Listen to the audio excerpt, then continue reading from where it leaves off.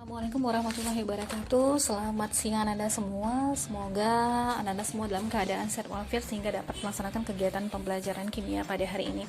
Jangan lupa terapkan 3M, memakai masker, kemudian rajin mencuci tangan, dan yang ketiga menjaga jarak ketika Anda berada di keramaian. Nah, materi pelajaran kita pada hari ini adalah hukum Hess. Tujuan pembelajarannya adalah diharapkan nantinya setelah Anda mengikuti pembelajaran ini, Anda dapat menghitung entalpi suatu reaksi dengan menggunakan hukum Hess. Nah, hukum Hess ini dikemukakan oleh seorang ahli kimia berkebangsaan Swiss bernama Germain Henry Hess. Nah, selain melalui percobaan, entalpi reaksi dapat ditentukan berdasarkan data entalpi. Perhitungan perubahan entalpi pada suatu reaksi dari data entalpi reaksi yang berhubungan ini dilakukan dengan menggunakan hukum Hess. Nah, jadi menurut hukum Hess, kalau reaksi yang dibebaskan atau yang diperlukan pada suatu reaksi tidak bergantung pada jalannya reaksi, tetapi bergantung pada keadaan awal dan keadaan akhir. Nah, jadi ada reaksi yang berlangsung satu tahap, jadi ada reaksi yang berlangsung dua tahap, jadi ada reaksi juga yang berlangsung dalam lebih dari dua tahap. Nah, berapapun tahapan reaksi, yang terpenting adalah keadaan awal dan keadaan akhirnya. Nah, jadi hukum Hess ini dapat juga didefinisikan sebagai perubahan entalpi suatu reaksi itu tetap sama, baik berlangsung dalam satu tahap maupun beberapa tahap. Nah, ini kita lihat dulu, ada contoh diagram bertingkat untuk reaksi pembentukan SO3. Nah, seperti ini. Nah, keadaan awalnya adalah S ditambah 1,5 O2 ya. S ditambah 1,5 O2 ini menghasilkan SO3 kalau dia berlangsung dalam satu tahap. Nah, seperti ini, kalau dia berlangsung dalam satu tahap. Kalau dia berlangsung dalam dua tahap, contohnya seperti ini, S ditambah 1,5 O2 menghasilkan SO2 tambah setengah O2 lalu menghasilkan SO3. Nah, walaupun reaksi ini berlangsung dalam dua tahap, baik satu tahap ataupun dua tahap, tapi yang terpenting adalah keadaan awal dan keadaan akhirnya. Keadaan awalnya S tambah 1,5 O2, kemudian keadaan akhirnya SO3 ini ya, dalam fase gas. Nah, sekarang kita lihat, kalau dalam satu tahap, delta H-nya, entalpi yang dia butuhkan, ini karena dia minus berarti kalor yang dia lepas ya, kalor yang dia lepaskan itu sebanyak min 396 kJ. Nah, tapi kalau dia berlangsung dalam dua tahap, maka ketika S ditambah 1,5 O2 menghasilkan S2 tambah setengah O2, ini delta H-nya atau kalor yang dia lepaskan sebanyak min 297 kJ. Lalu untuk tahap kedua, SO2 tambah setengah O2 berubah menjadi SO3, ini delta H-nya adalah min 99 kJ. Nah, kalau kita jumlahkan min 297 tambah min 99, ini hasilnya akan sama saja, di min 396 kJ. Maka boleh dikatakan ini bisa kita sederhanakan, berarti delta H3 ini akan sama dengan delta H1 tambah delta H2. Ibu ulangi, delta H3 ini akan sama dengan delta H1 tambah delta H2. Seperti ini ya, delta H1 tambah delta H2 sama dengan delta H3. Nah, kalau kita mau cari delta H1, delta H1 ini berapa? Maka delta H1 sama dengan delta H3 dikurangi delta H2.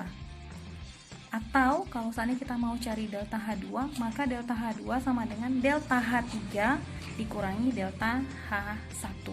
Maka hasilnya akan sama saja. Next, kita lanjut contoh soal diagram entalpi yang seperti ini.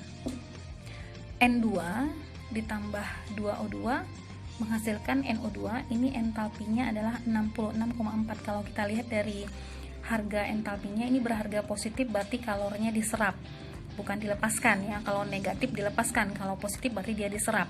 Nah, kemudian N2 ditambah 2O2 menghasilkan 2NO tambah O2. Ini delta H-nya nggak tahu berapa, ini yang mau dicari berapa. Jadi kita perhatikan tanda panahnya.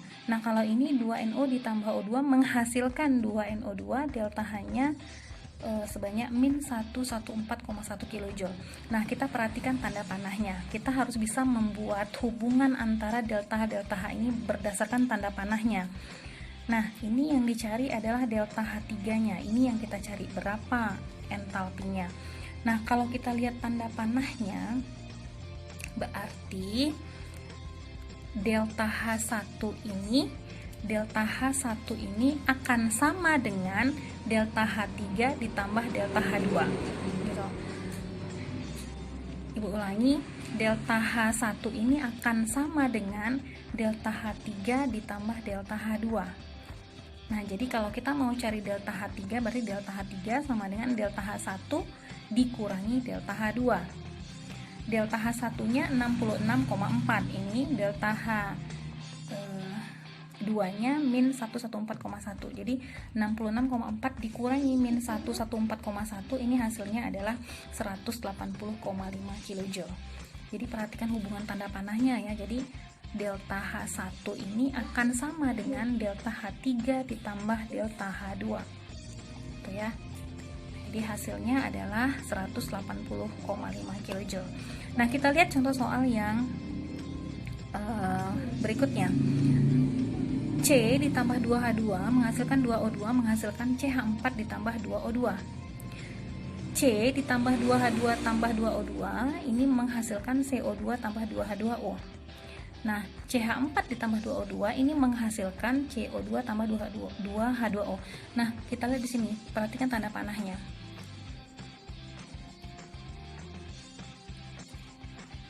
Nah, yang ditanya adalah delta H1. Jadi kita harus bisa membuat hubungan antara delta H1, delta H2 dengan delta H3. Nah, jadi hubungannya itu bagaimana? Nah, kalau kita lihat tanda panahnya, maka hubungannya adalah delta H2 ini akan sama dengan delta H1 ditambah dengan delta H3. Jadi perhatikan tanda panahnya ya. Berarti delta H3 C ditambah 2H2 ditambah 2O2 membentuk CO2 tambah 2H2O ini akan sama dengan delta H1 dengan yang ditambahkan dengan delta H3. Delta H1 tambah delta H3.